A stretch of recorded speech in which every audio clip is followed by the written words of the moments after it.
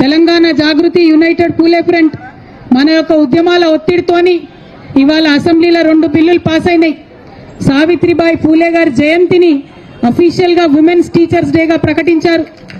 పూలే గారి విగ్రహాన్ని మనం అసెంబ్లీలో అడిగితే వాళ్ళు ట్యాంక్ బండ్ మీద పెడతామన్నారు. ఒక్కొక్కటి ముందడుగు పడుతున్నది. ఒక్కొక్కటిగా ప్రభుత్వాలను కదిలించగలుగుతా ఉన్నాం, వారి మెడలు వంచగలుగుతా ఉన్నాం.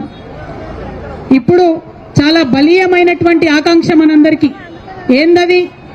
ఇవాళ జరుగుతున్నటువంటి లోకల్ బాడీ ఎన్నికలలో, రేపు తెలంగాణలో జరగబోయేటటువంటి స్థానిక సంస్థల ఎన్నికల్లో డిక్లరేషన్, కామారెడ్డి డిక్లరేషన్ లో చెప్పిన విధంగా 42% రిజర్వేషన్ ఇచ్చి తీరాల్సిందే అని ఇవాళ ఇక్కడ కూర్చున్నాం.